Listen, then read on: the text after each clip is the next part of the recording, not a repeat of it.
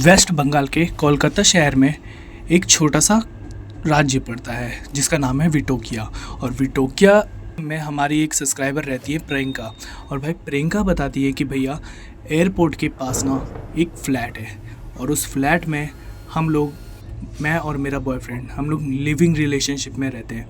और भाई उस फ्लैट में ना अभी हमें एक हफ़्ता ही हुआ था शिफ्ट करे, और भाई दूसरे हफ्ते में हमने वो फ्लैट खाली कर दिया। और उस फ्लैट खाली करने के बाद हमारी ज़िंदगी में एक ऐसी चीज़ हुई है ना कि हम किसी को भी नहीं बता सकते। तो गाइस आज की जो कहानी है वो हमारी सब्सक्राइबर जिनका नाम है प्रियंका, तो गाइस ये हमें बताती है कि वेस्ट बंगाल में ये रहती हैं कोलकाता में, ठीक है। इनका एक बॉयफ्रेंड है और बॉयफ्रेंड भाई इन लोगों का बहुत पुराना रिलेशनशिप था। तो ये लोग एक प्लान करते हैं कि भाई मैं जो प्रियंका है वो पढ़ाई करती थी और जो इनके जो बॉयफ्रेंड है अनूप वो करते थे जॉब।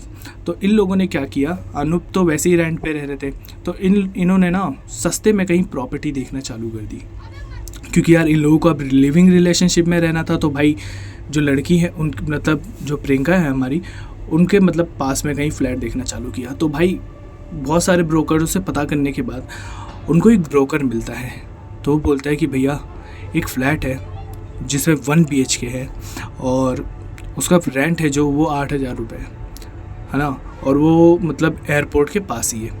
तो अब भाई यहाँ पे जो अनूप थे भाई वो एकदम खुश हो जाते हैं, तो ये प्रियंका को बताते हैं। तो प्रियंका बोलती हैं कि यार इतनी सस्ती में प्रॉपर्टी मिल रही है, वो भी एयरपोर्ट के पास। तो अभी यहाँ पे अनूप जो थे वो नॉन बिलीवर हैं, तो वो बोलते हैं कि देख इतना बात का वाक्य मत बना, अगर मिल रहा है तो चल के देख लेते हैं यार, लेना ना लेना हमारे ऊपर है। तो यहाँ पे प्रियंका बोलती है कि ठीक है आज शाम को चलते हैं। तो भाई ये अपनी क्लास ख़त्म होने के बाद और अनूप भी अपनी जॉब ख़त्म होने के बाद ये लोग साथ में मिलते हैं और ब्रोकर को फ़ोन करते हैं और भाई ये जाते हैं मिलने, ठीक है। तो ब्रोकर लेके जाता है इनको सीधा चौथे फ्लोर पे। वो 5 फ्लोर की बिल्डिंग थी बट इनको चौथे फ्लोर पे लेके जाता है ना। और B206 इनका जो फ्लैट था वो था। और भाई ये देखती है प्रियंका कि भाई रूम तो पूरा वेल फर्निश्ड है, सारी कुछ चीज़ें हैं ज़रूरत की, हमें कुछ नहीं लाना, खाली बर्तन वर्तन लेके आने हैं और खाना पीना बनाने के लिए। बाकी यहाँ पे ऑलरेडी सारी चीज़ें, बेड है, अलमीरा है, सारी चीज़ें, ज़रूरत की सारी चीज़ें पड़ी हुई थी। अब भाई यहाँ पे प्रियंका बोलती है कि सर ये इतना सस्ता काहे को। तो बोल रहे कि बेबी देखो यहाँ के जो ऑनर है वो आउट ऑफ कंट्री रहते, तो वो चाहते हैं कि ये चीज़ रेंट पे आ जाए, ठीक है। तो उनको पैसे की नीड हो या जो भी या प्रॉपर्टी का मेंटेनेंस हो, तो उसके वजह से इन्होंने हमारे पे संपर्क किया। तो हम बताए, तो उन्होंने प्रियंका ने बोला कि सर ये जो यहाँ पे एयरपोर्ट है वो इससे तो फिर ज़्यादा शोर आता होगा। बोला नहीं ये वेल फर्निश्ड रूम है तो यहाँ पे इतना शोर नहीं आता। तो भाई यहाँ पे अनूप एकदम खुश हो जाते हैं। तो अनूप को बोलते हैं कि जो वो ब्रोकर था वो बोलता है कि देखो अगर आपको यहाँ पे शिफ्ट होना ना तो आपको 5 मंथ का किराया एडवांस देना पड़ेगा। तो भाई ये अनूप एकदम शॉक्ड, क्योंकि यार देखो हमें भी पता है कि 1 से 2 महीने का रेंट एडवांस दिया जाता है, जितना हम लोग और आप लोग जानते हैं। तो भाई यहाँ पे ना प्रियंका बोलती है कि इतना टाइम, तो बोल रही है कि देखो जो अभी ऑनर है उनको पैसे की नीड है, तो वो इसी वजह से ना ये वो रेंट पे करना चाह रहे हैं। तो अनूप यहाँ पे कुछ सोचे ना समझे तो वो कर देता है पैसे पे। तो बोलता है कि हम कब शिफ्ट कर सकते हैं। तो वो बोलती है कि आप जब चाहे तब शिफ्ट कर लो, ठीक है। अब आपने पैसे पे कर दिए तो ये आपका रूम है, और मे भी हम कल आके यहाँ के जो देखभाल करते हैं उनसे आपके यहाँ के साफ़ सफाई करवा के एकदम रूम सही कर देंगे। तो यहाँ पे बोलता है अनूप ठीक है। तो भाई प्रियंका घर आती है और प्रियंका एक बात बताऊँ, जैसे ही फ्लैट में कदम रखने के बाद ना इनको कुछ अजीब सा फील होता है। अरे भाई जो जो थोड़े से ये सब पॉजिटिव एनर्जी के होते हैं ना, तो उनको नेगेटिव एनर्जी फील हो जाती है। बट ये अनूप को बताती नहीं है, क्योंकि यार वो नॉन बिलीवर है तो वो बिलीव करेगा नहीं। तो उसके बाद ना प्रियंका भी सोचती है कि मैं भी कुछ होगा, क्या पता कि साफ़ ऑफ करने के बाद सब कुछ सही हो जाए, क्योंकि वो अबेंडली इतने दिन से बंद पड़ा है।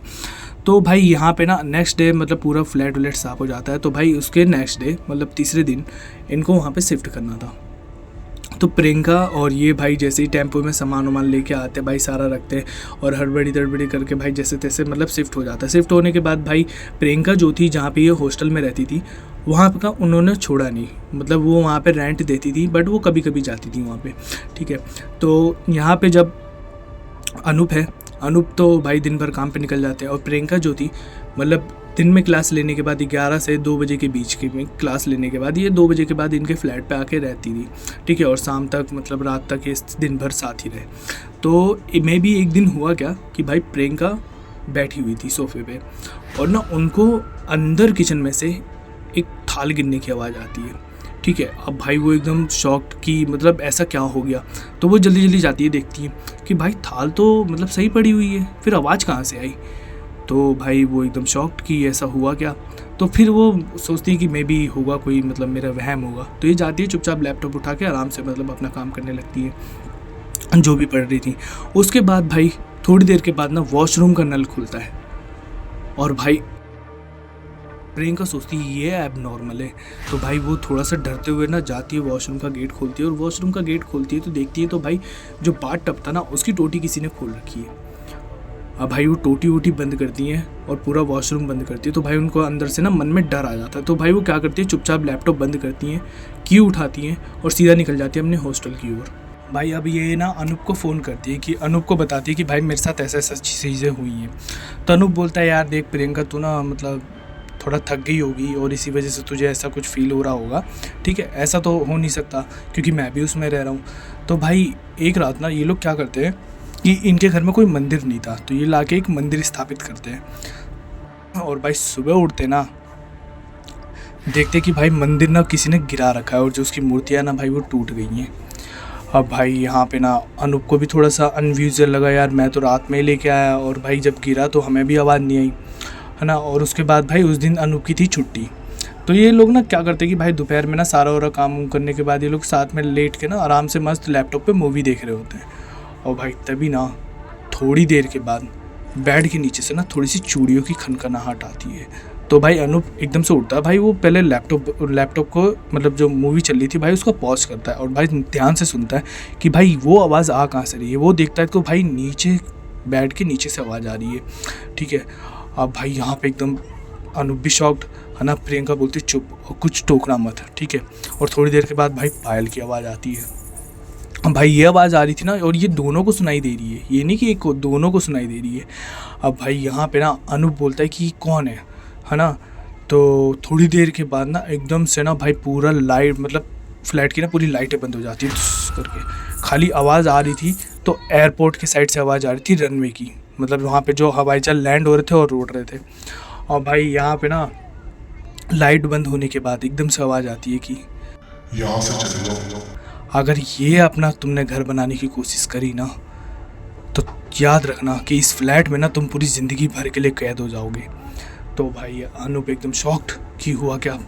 प्रियंका बोलती है कि देखिए हम माफ़ी चाहते हैं कि हम यहाँ पे आए, आप हमें बता सकते हैं कि आप कौन हैं। तो बोलती है कि देख तू ज़्यादा दिमाग मत चला, जो बोला है वो करके निकल जा, ठीक है। तो भाई ये लोग ना वहाँ से जल्दी जल्दी निकलते हैं भाई अनूप और ये भाई सारा सामान छोड़ के। और भाई जो प्रियंका थी वो अपने रिलेटिव में किसी को कॉल करती हैं जो पंडित थे। तो वो बताती है कि पंडित जी हमारे साथ ऐसे ऐसी चीज़ें हुई है। तो पंडित जी भाई अपने ध्यान सामग्री में जाके देखते हैं, ध्यान में जाके देखते तो भाई वहाँ पे भाई उनको पता चलता है कि ना ये जो फ्लैट है उसमें एक लड़की रहा करती थी और भाई उस लड़की ने ना वहाँ पे फांसी लगा ली थी और वो मर गई थी। और भाई उसकी ना बॉडी ना किसी ने 1 महीने तक छुई नहीं। और भाई जब ऑनर को पता चला तो ऑनर ने उसकी तो अंतिम संस्कार करा नहीं, उसको ले जाके मतलब ऐसे ही कहीं दफनवा दिया।